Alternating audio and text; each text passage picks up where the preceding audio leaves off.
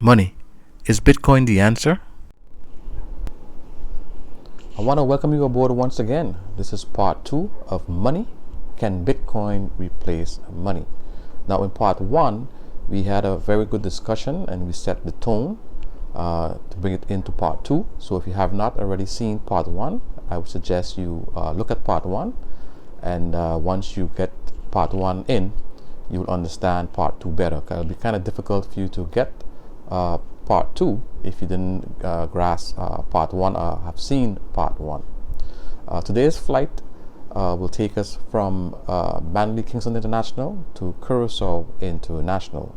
As you may know, in part 1 we flew from Key West International down to Kingston Manly.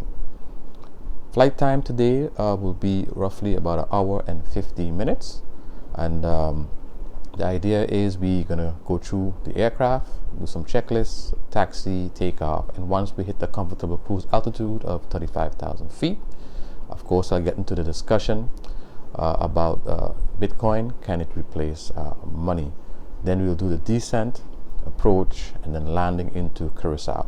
Now, Curacao used to be part of the Netherlands Antilles, which my island, St. Martin, used to be part of as well. We used to call it the ABC Island, which was Aruba, Bonaire, and Curacao. We also have, of course, Statia, we call it St. Eustatius, Sabre, used to also be part of the Netherlands Antilles. After the breakup, the islands kind of went their separate ways to some degree, still being under Holland. Like I mentioned in the first part, that we're doing a series called Flynamics. Flynamics is actually flight simulation and combining it with finance and Economics.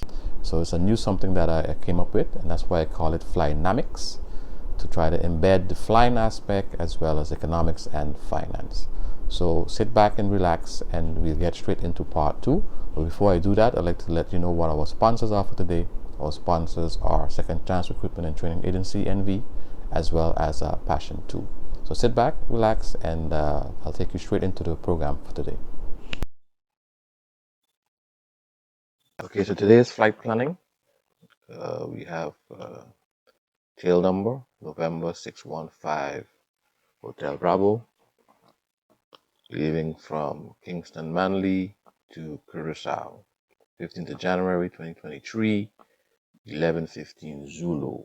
We're using the Learjet 35A. Of course, Simbrief does not have the Learjet 35A in their profile, so I used the 25 to get at least the Learjet profile to be able to do this flight.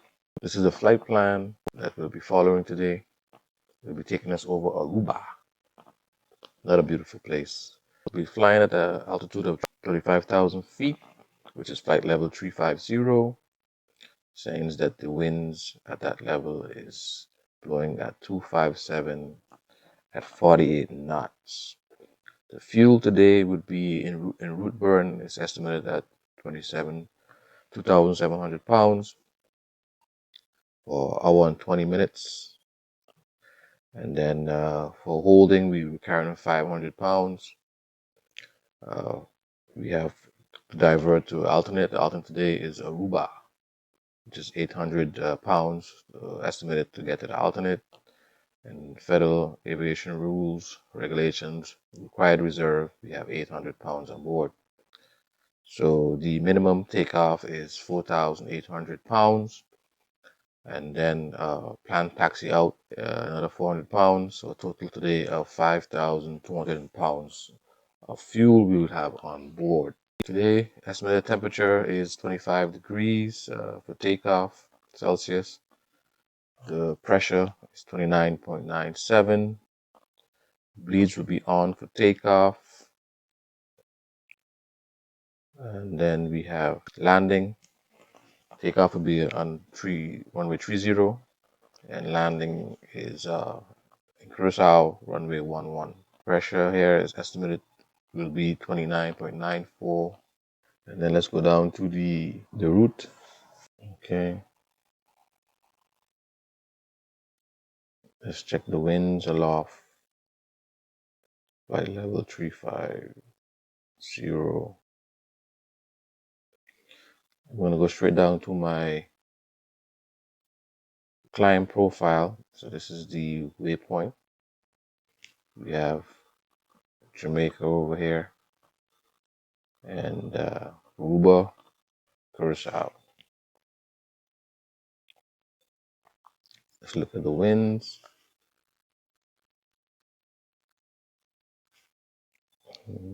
Flight level 30. Okay, we'll be climbing to 35. This is the closest one. And then go down to our wind profile. Yeah, so it looks like we're having a from Kingston climbing. We in the climb. This is the waypoint Amico, top of climb. We have some winds here of we're having a tailwind. Looks like 43 knots.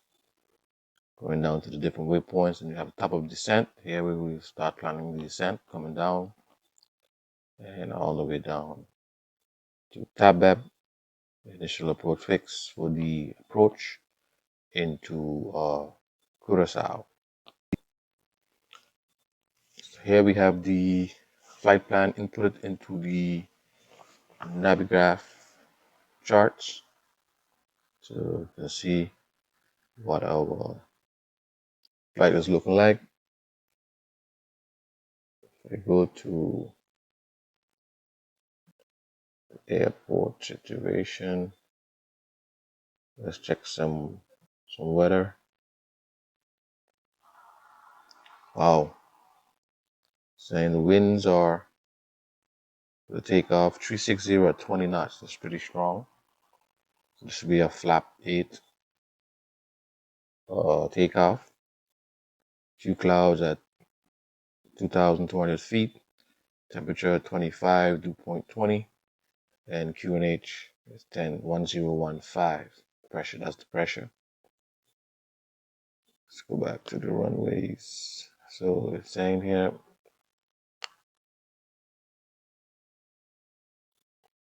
runway 30, it would be a 7 knots headwind, while we're getting a 19 knots crosswind. That's pretty strong. The issue is going to make the takeoff challenging in terms of the controlling the rudder with that type of crosswind, but I'll try to do my best with that.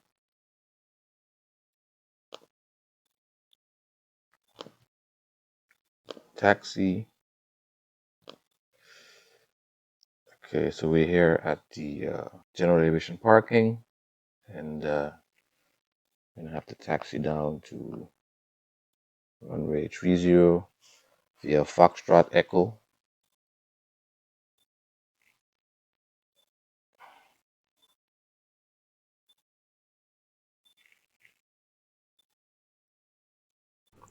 We are here at the aircraft. I already did our walk around, and then we're gonna start loading up the fuel, etc. before we load the guests on board.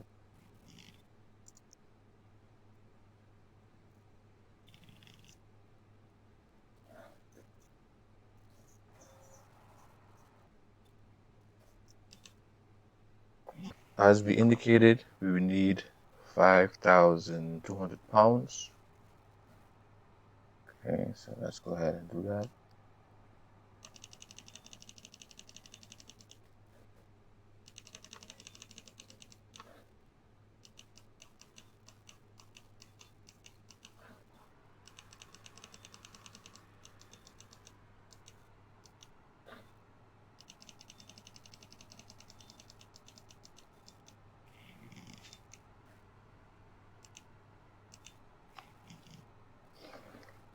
Okay, so the fuel is set.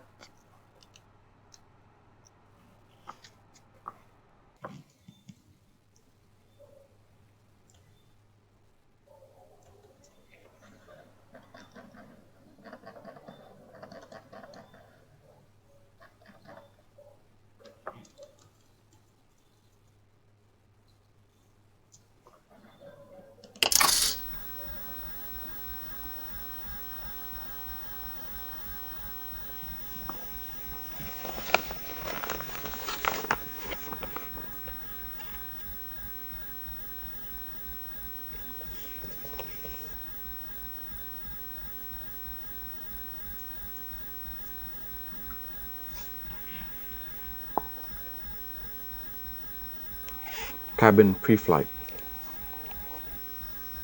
So baggage has to be secure. Emergency exit, aisles clear and handle obstructed.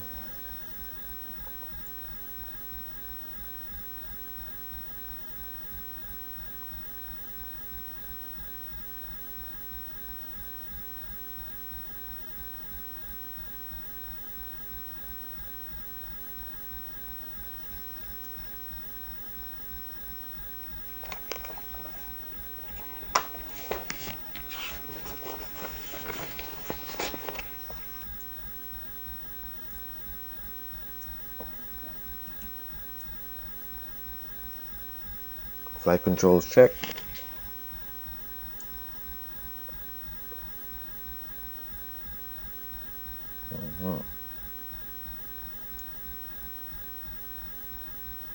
Okay, we have a problem here.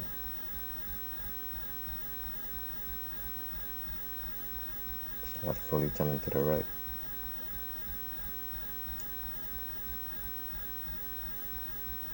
Okay.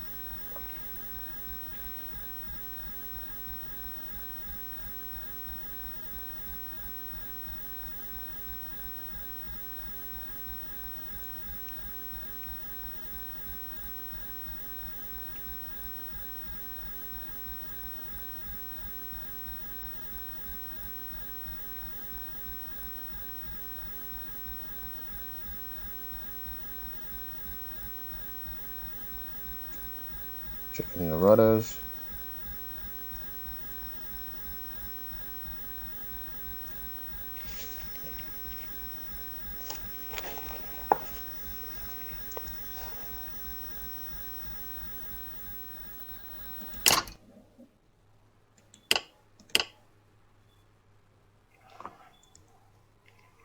So standby, the emergency battery switch standby, that's working.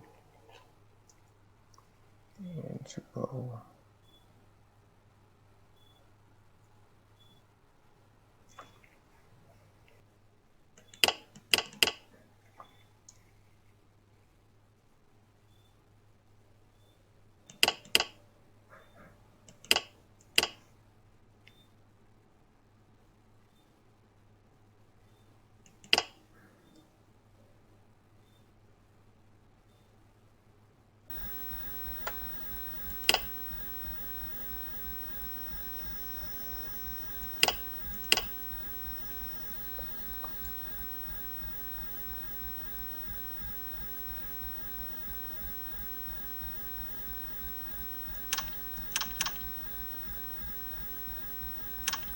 It's on.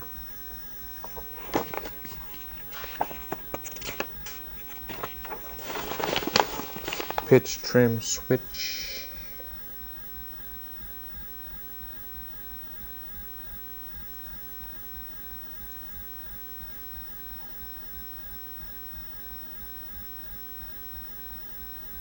It's on primary.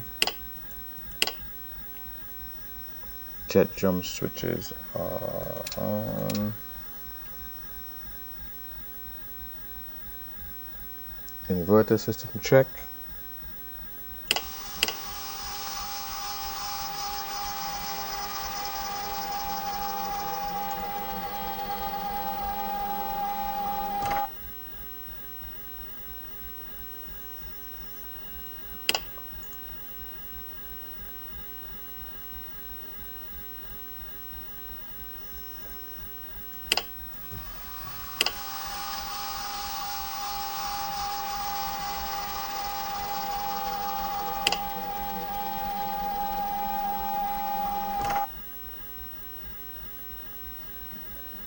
emergency air pressure gauge. Check hydraulics.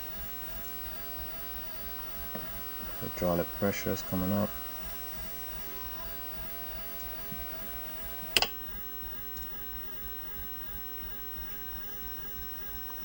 Set parking brake. Parking brake is set.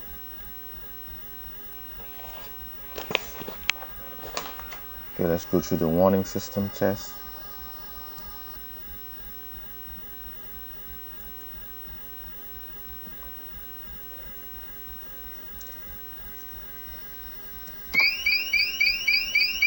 Cabin altitude test.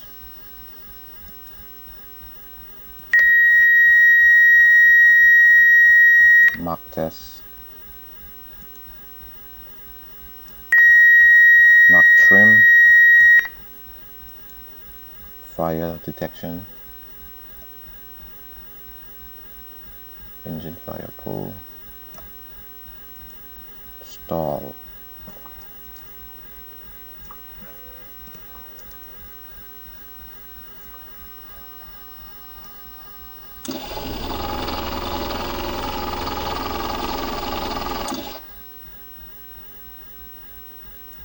Right stall.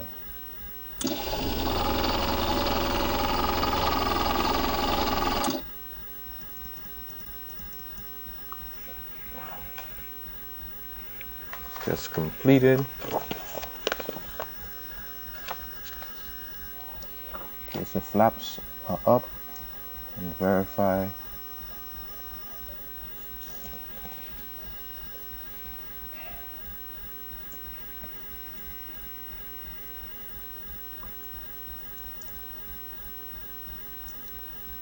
Checking the trim.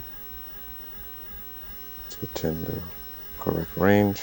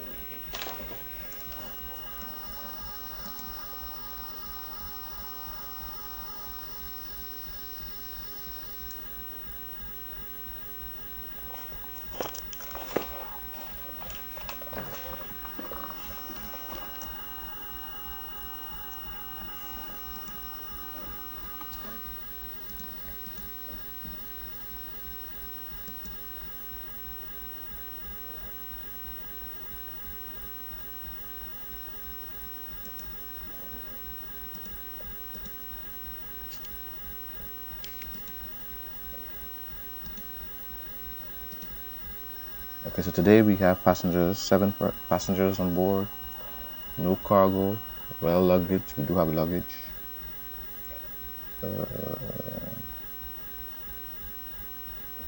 Then we have for the fuel, alternate is 800.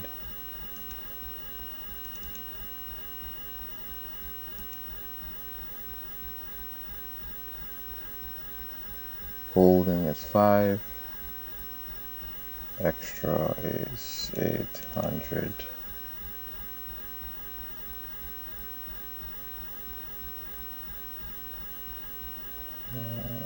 Enter.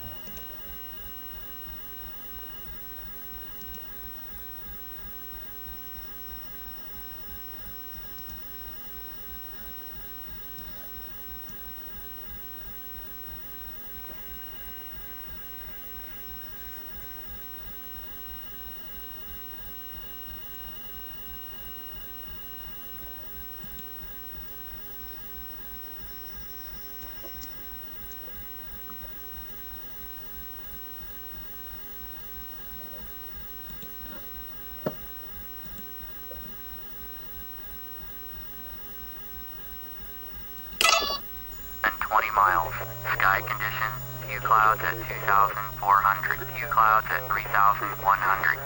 Temperature 25, dew point 20, altimeter 29907. Visual, runway 30 in use. Landing and departing runway 30. VFR aircraft say direction of flight. All aircraft read back, hold short instructions. Advise controller on initial contact you have Bravo.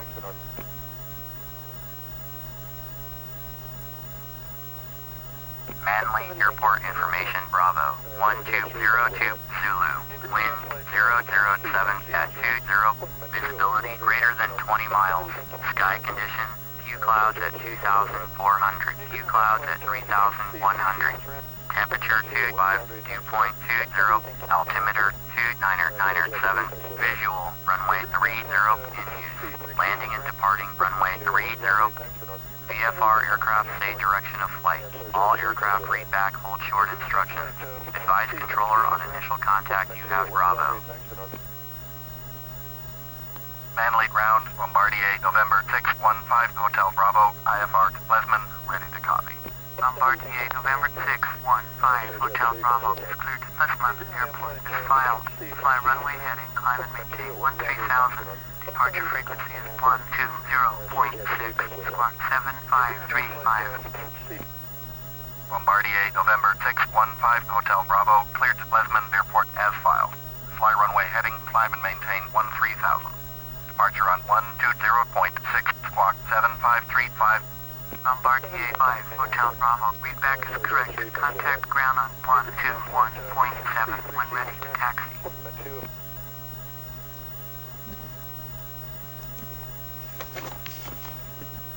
Okay, so let's start loading, inviting the passengers up.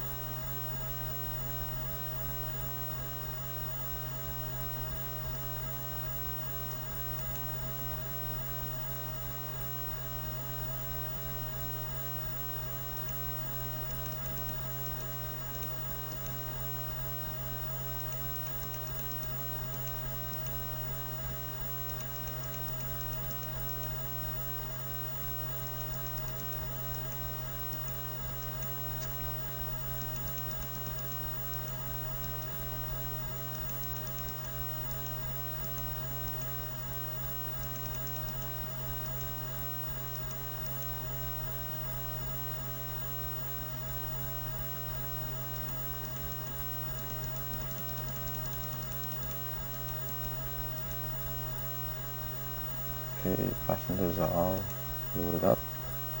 Co-pilot is coming in.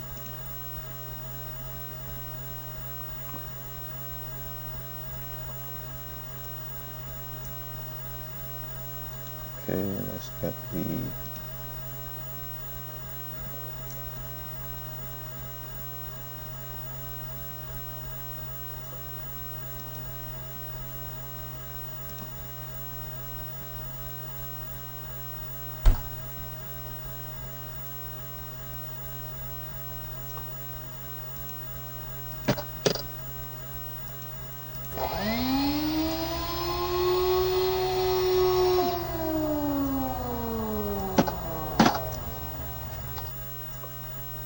let's get this engines cracking. Before start checklist, beacon now it's on.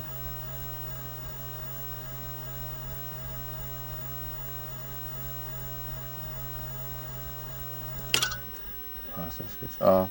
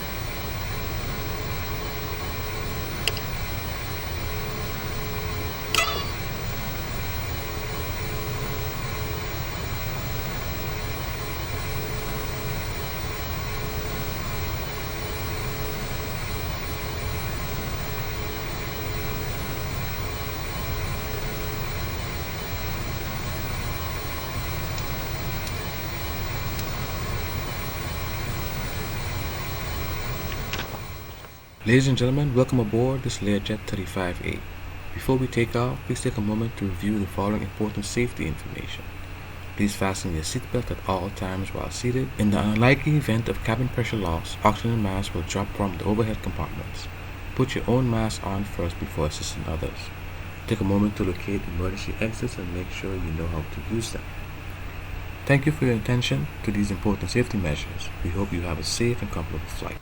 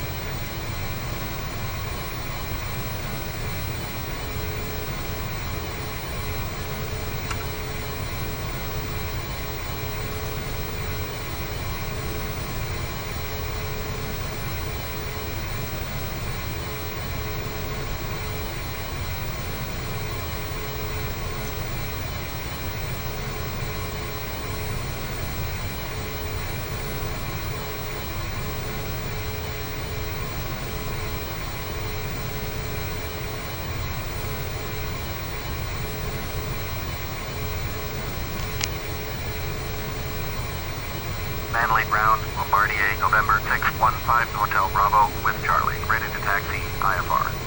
Bombardier, November 615, Hotel Bravo, taxi to and hold short of runway 30, using taxiway Echo.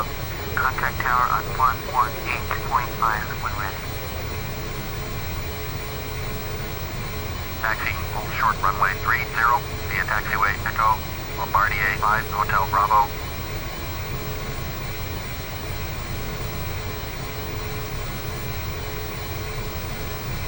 For taxi checklist, we have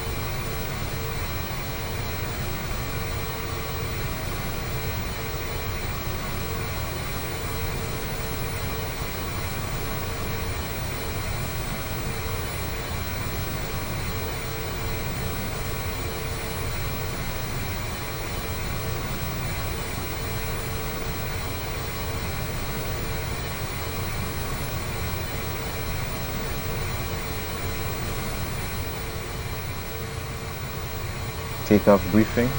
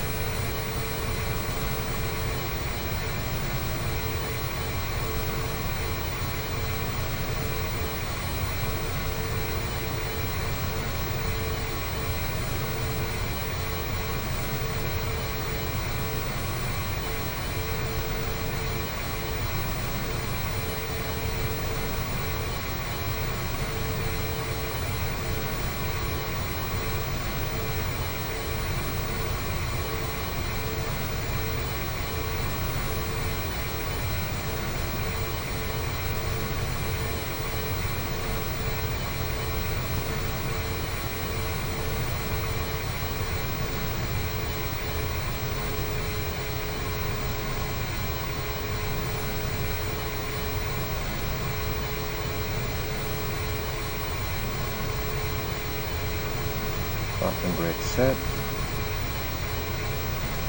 The full takeoff checklist.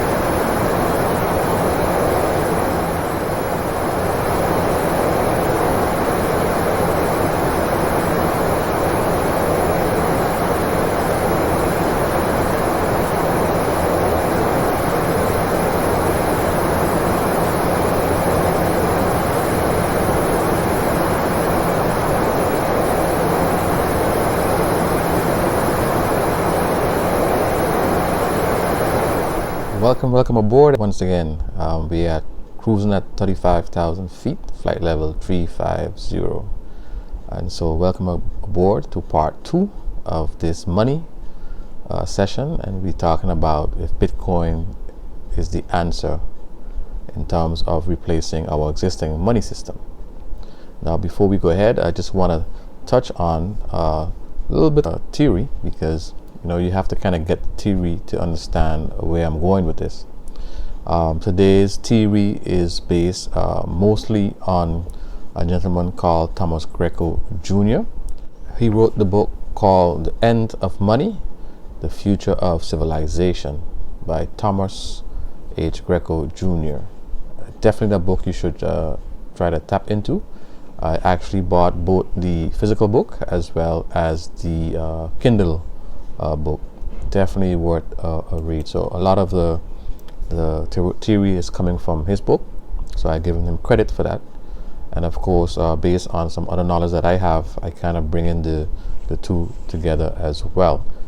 Now, you need to understand the three functions of money. So the three functions of money are as follows. So medium of exchange, number 2, a unit of account or a measure of value. So unit of account and measure of value will become clear, because I think you need to get to understand what that really means. And also a store of value. So you have these three different functions. Now you need to understand or distinguish between functions and essence. So before we do that, I want to touch on what is meant by a unit of account. Now, when you look at the definition, it says a monetary unit or a measure of value, for example a coin, in terms of which accounts are kept and values are stated. Now, for some people that might be Chinese, or it doesn't really give them a good understanding of a unit of account. So I'll break it down in layman terms. You need to think in inches, pounds, kilograms, feet, Celsius, Fahrenheit, etc. And we can convert, for example, easily from inches to feet, as this is fixed. So we all know, for example, that 12 inches is equivalent to one foot, because there's a fixed exchange between them. And this is what makes measuring predictable, and is a very objective, and it's not subjective. So after we came off the gold standard, it became problematic, because money measurement became almost impossible. And it's very complicated, because in the Bretton Woods Agreement, they had agreed that 1 ounce of gold was equivalent to $35. So for every $35 was equivalent to 1 ounce of gold. So that was the fixed exchange rate. So then we could actually then determine the value of dollars. So that's what we mean by unit of account or a measure of value. So could you imagine that inches and the convertibility between inches and feet would constantly be changing? So imagine we had 12 inches was equivalent to 1 foot, and the next day 12 inches was equivalent to 2 feet. It would make measuring very, very complicated. And so it's the same thing you have to kind of think of when you're talking about money and currencies as a matter of fact. Now, we must distinguish between the functions of money and the essence of money. Now, the evolution of money from barter trade to commodity meant that commodity via consensus had to be chosen. So something had to be chosen, and that whatever we chose had to be by consensus for all of us to accept it as a temporary medium of payment. Because at the end of the day, when you don't get what you want immediately, then the full trade has not been completed. And so the circle has kind of been broken until eventually you can take the placeholder and then go to the person that have what you want, and then use the temporary placeholder to get what you need. And then, of course, the final whole trade has taken place then. But until then, it's not fully taken place, because I still didn't get what I wanted, even though the other party did when I give it to him and he gave me the money. So that's what you need to kind of grasp as well. Now, to make it clear, we have two economists slash, I guess, accountants by the name of Bill Graham and Levy. So you had Bill Graham, and the other person is Levy, and they assert that we should define money as any medium of exchange adapted or designed to meet the inadequacy of the method of exchanging things by simple barter. Anything that accomplishes this object is money. So you see, there we go. So anything, it could be, that's why back in the day, persons started off with shells, sticks, and you name it, because it was by agreement that they would actually accept it as a medium of payment. Now, if you go back to this definition, what Bill Graham and Levy is saying, I think Thomas Greco bring it home. He said, then we can say that money is an agreement, and that agreement could be voluntary or coerced in the case of legal tender. It could be conscious or unconscious. It may fluctuate with time or remain fixed. And then the other thing is that is within a community. So all kinds of communities, large and small, local, national, international, or virtual, cooperative or competitive, may create such an agreement. And to use something as a medium of exchange. So the money itself can be issued as a whole by a central authority or created ad hoc by two consenting parties in a mutual credit clearing system. It may store value or merely mark transactions. It may be backed or valued with something tangible or merely by the issuing authority. It may take any shape, coins and bills, some chalk marks, or on a blackboard, or bits of data inside a computer. So again, if you recap it, it says money is agreement within the community to use something as a medium of exchange, and that something could be anything that we choose, including cryptocurrencies. Now, all this is nice, but the thing is, in modern terms, however, since money has evolved to credit, the essence of money today is this credit. While commodity money can serve all three functions, credit money should not. These three functions are also mutually contradictory. What do we mean by that? Now, you need to understand that if money is a medium of exchange, it needs to be spent. But if it's a store of value, it should be held. And if money is a credit instrument, there should be some way of assigning a value to it using some objective measure of value. Why? A currency should not itself be the measure of value, which is a big problem most currencies, or almost all currencies, have today. And that's I'll repeat that. A currency should not itself be the measure of value. So back in the day in the Bretton Woods Agreement, it wasn't that the US dollar had value in and of itself. No, we said that we make it had value by saying that it can be converted, right? So for every $35, we can get an ounce of gold, and that's the convertibility. So it wasn't that a dollar had value, it's that whatever it was backed by and to measure, that's what that's what was key, not the dollar in of itself. Now, in the gold standard, the United States had agreed to maintain their convertibility into gold at $35 per ounce. In other words, $1 was equivalent to 1 divided by an ounce. So this $1 was equivalent to 0.029 ounces of gold. Now, on the 25th of January, I did a spot check on the closing, and the gold price at that time per ounce was equivalent to $1,931.92, meaning that $1 is now equivalent to 0.000518 ounces of gold, as opposed to in the Bretton Woods Agreement, as opposed to $1 being equivalent to 0.029 ounces of gold in the gold standard. So that's a devaluation of approximately 98.22% by going off the gold standard. So technically, the dollars is basically worthless if you look at it from that perspective, if you look at it from the gold standard perspective. Now, what unit of account or measure of value should we give Bitcoin? Because if we do not give it a measure of value, we will have one of the major issues similar to fiat currencies today. And this is something we need to also pay attention to. Now, some other considerations are as follows, and this is from Thomas Greco. This is where he really hits it home. He has 3 principles that we need to see if Bitcoin relates to these principles. He said, principle number 1, he asks the question, who is qualified to issue currency? He says that anyone who offers goods and services for sale in the market is qualified to issue currency. So I would say producers, and now today we have a new word called pro-consumers. A consequence to this principle is that such goods and services should be in everyday demand and be offered at prices that are published and competitive.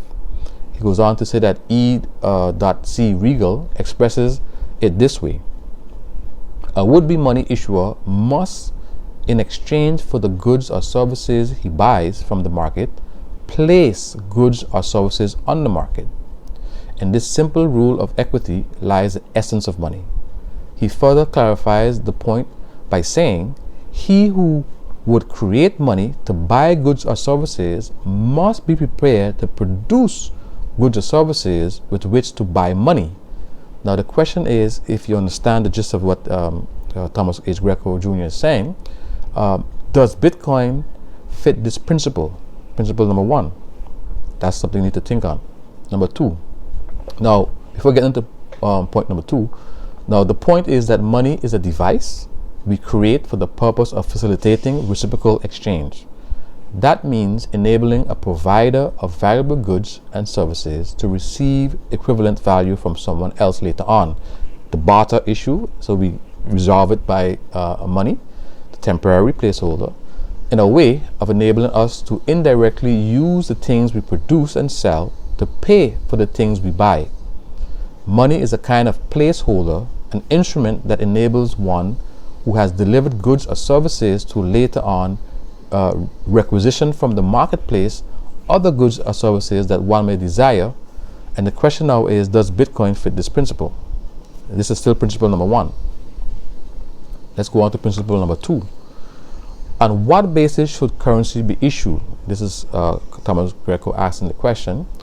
He says, although it is largely ignored in today's banking practice, it is a well-established banking principle that money should be issued on the basis of goods already in the market or on their way to market.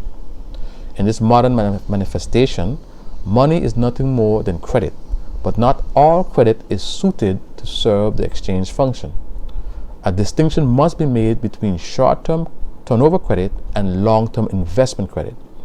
Turnover credit can be thought of as a virtual counterpart of goods that are offered for sale in the market. It is the circulation of turnover credit among potential buyers that provides the means by which those goods can be bought and paid for. Now, the issuance of currency as turnover credit provides the various actors in the economy with the purchasing power needed to buy those goods that they produce, removing them from the marketplace. Another concept he brings in under principle number two is something called issuance and reflux. I kind of closed off part one by mentioning this with issuing and redemption and closing on part one, and this is coming back to play right now. He's talking about issuance and reflux, and reflux is also saying like to redeem it back. A critical factor in the circulation of any currency is what bankers realistically refer to as the reflux rate, the rate at which a currency returns to the issuer and, having fulfilled its purpose, is extinguished. In the absence of legal tender laws, a currency with too slow or reflux rate will be devalued by traders in the market. So in other words, if the placeholder is not doing what it's supposed to do, people will question the value of it, and then of course they would accept it at lesser value. It will be devalued. It will either be refused as payment or accepted at less than face value. That is why currency should be issued on the basis of goods and services that have a high everyday demand. Such a basis will guarantee that the currency will be quickly returned to the issuer for redemption and not accumulate in the hands of those who have little opportunity to spend it. From historical experience, a minimum daily reflux of 1% is necessary for a currency to hold its market value at par. Does Bitcoin fit this issuance and reflux factor? Another question again. I'll answer these questions before closing off today. In contrast with turnover credit, which is short term, there's also the need for investment credit. Investment credit cannot be immediately spent because the activity giving rise to it does not put goods or services into the market until some later time. Issuance of currency on the basis of long-term debt, such as a mortgage on real estate or long-term government debt, does not compel its timely reflux and redemption by the issuer. Take, for example, a farmer who decides to plant an orchid. He needs investment credit to acquire land, equipment, tools, to buy the sapling trees and to cover living expenses for a few years until his trees mature and start bearing fruit. Now, the people who provide him with those things deserve to get credit that represents a share of the future produce. How might their investment be recognized? The proper answer is that it should be recognized by giving them a financial instrument, call it a bond if you will, that is redeemable or spendable only when and if the crop is harvested. It would not be appropriate to give them recognition in the form of money because money is spendable now, but the crop will not arrive until later. It would not be appropriate for investors to be paid by issuing a currency because the farmer or issuer has no immediate means of redeeming it, i.e., reflux cannot begin until the first harvest. Timing is the salient factor in distinguishing turnover credit from investment credit. In some light, I can see Bitcoin filling this role, again like a store of value like gold or silver. Principle number 3. This is again from Thomas Greco Jr. In his book, like I mentioned earlier. Principle number 3 says how much currency may be issued by each issuer. Now, the applicable principle here is best expressed by Regal. Each person or corporation is entitled to create as much money by buying as he or it is able to redeem by selling. The application of this principle, of course, requires some further definition and measurement. How do we arrive at the amount that each issuer is able to redeem by selling? What are the practical limits that should be applied to each issuer? Here we need to consider the time factor. How long does it take from the beginning of the production process to the end when the product goes to market? Each line of business has its own peculiar production and distribution pattern that determine its actual turnover rate. But we know from experience that average overall turnover is about 4 times a year. That means that about 1/4 of annual production is in the market and ready for sale at any given time. Enough currency or turnover credit should be provided to enable that amount of goods and services to be purchased. Based upon the reflux guidelines discussed above, it is reasonable that the issuance limits on each account be based on this practical rule of thumb. Each issuer may issue an amount of currency that is no more than their historical average of sales over a period of 100 days, roughly 3 months. For example, if a local co-op grocery is a member of a mutual credit clearing association and it has annual sales of $1 million, its maximum debit balance could be as high as $250,000 credits. Now, does Bitcoin adhere to principle number 3? Good question. Now, to close it off, as you may or may not have noticed by now, that because we have yet to resolve the issues surrounding the evolution of money into credit and credit clearing, to go into another form of currency, albeit Bitcoin or some other cryptocurrencies, we have some issues to first tackle and resolve before even considering other forms of currencies. Now, we need to understand that money was never designed to replace barter, and barter is ultimately the trading of goods and services for other goods and services. Whatever this placeholder we want to use to make barter trade more efficient cannot negate the goods and services aspect. The placeholder itself is ultimately never the good or service being traded, as it is just a middleman, if you will, to assist with trade. And so Bitcoin now, in other words, cannot replace money, because it doesn't fit the first aspect when it comes to medium of exchange.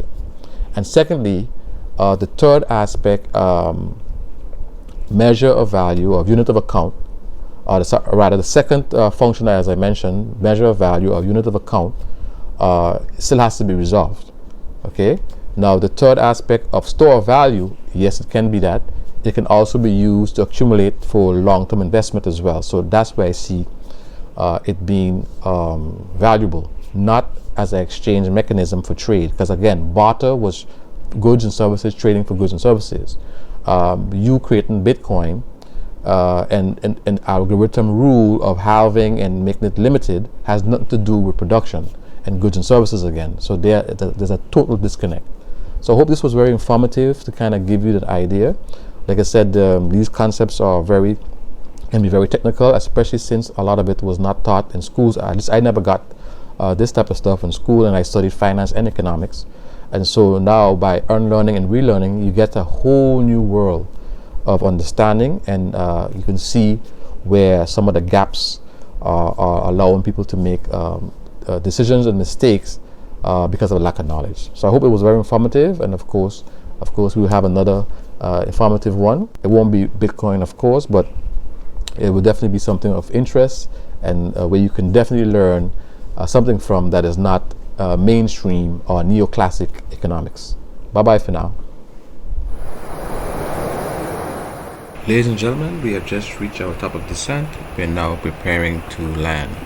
Please make sure your seatbelts are fastened, seatbelts are upright, and tray tables are securely stored. We ask you that you turn off all electronic devices and store all loose items. Thank you for flying with us, and we hope you have a pleasant journey ahead.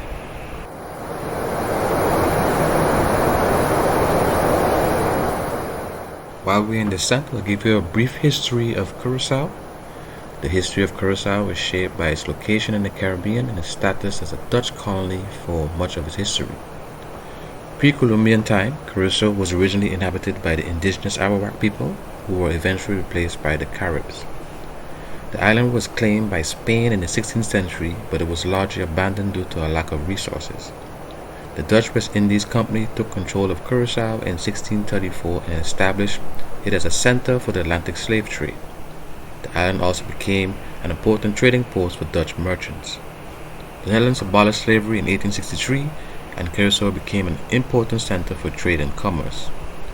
Curacao gained greater autonomy in the 20th century and was granted the status of country within the Kingdom of the Netherlands in 1954.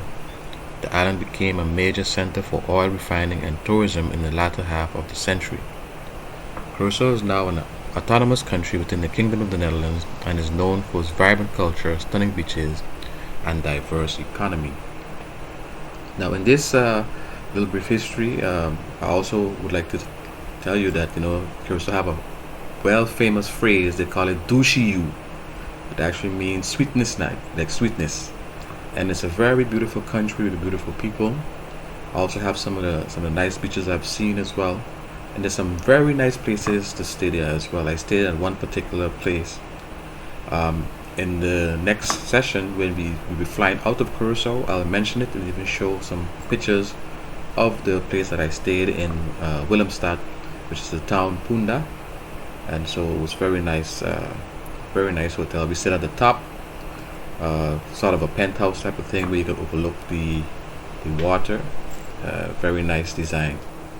So just a little brief history and some interesting places to stay in Curacao will be forthcoming in my next Flynamics session. And the food is also awesome in Curacao.